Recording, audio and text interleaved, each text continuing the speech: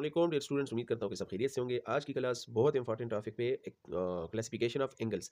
अगर ये इस क्लास को आप लोगों ने अटेंड किया और ये एंगल्स आप लोगों ने याद किया और सीख लिया तो समझो आप लोग प्रोफेशनल हो गए हो मैथमेटिक्स में। तो चले स्टार्ट करते हैं। सबसे पहले मैंने लिख दिया है एक्यूट एंगल। एक्यूट एंगल की डिफिनीशन क्या है कि थीटा जो इसमें एंगल होता है वो ग्रेटर देन 0 होता है और लेस देन 90 होता है। जैसे मैंने ड्रा किया है ए और बी। अभी एंगल को अगर हम देखें तो 45 डिग्री है जो कि लेस देन 90 है। ठीक हो गया, तो हमारे पास ये कौन सा एंगल होगा?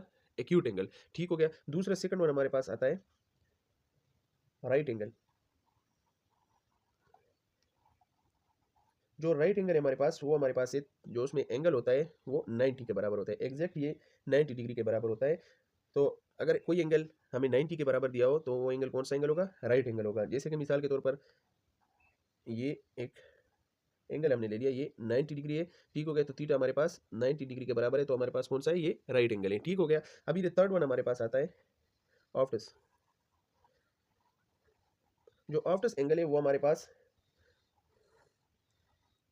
ग्रेटर देन 90 और लेस देन 180। ठीक हो गया। ये हमारे पास ऑफ्टस एंगल जो होता है वो 90 डिग्री से बड़ा होता है और 180 से छोटा होता है। जैसे मिसाल के तौर पे हम ये 120 डिग्री हमने ले लिया। ठीक हो गया, तो ये हमारे पास जो एंगल है वो हमारे पास लेस देन 180 है। तो ये हमारे पास कौन सा एंगल है? ऑफ्टस एंगल है। ठीक हो गया। अभी हमारे पास फोर्थ वन हमारे पास है स्ट्रेट एंगल। स्ट्रेट एंगल जो हमारे पास होता है वो उसमें एंगल जो होता है 180 के बराबर होता है। ठीक हो गया। 180 के बराबर होता है तो हमारे पास ये हम चलो ले लेते हैं स्ट्रेट एंगल। ये हमने स्ट्रेट ये तो ये हमारे पास 180 डिग्री। ठीक हो गया। तो अगर 180 के बराबर हमें कोई एंगल दिया हो तो डायरेक्ट हमारे ज़हन में ये आना चाहिए कि हमारे पास ये स्ट्रेट एंगल है। अभी हमारे पास 5 reflex reflex angle. Reflex angle हमारे पास कौन सा एंगल होता है? जो कि ग्रेटर देन 180 डिग्री और लेस देन 360 डिग्री। ठीक हो गया। लेस देन 360 डिग्री और ग्रेटर देन 180 डिग्री। जैसे कि मिसाल के तौर पे हम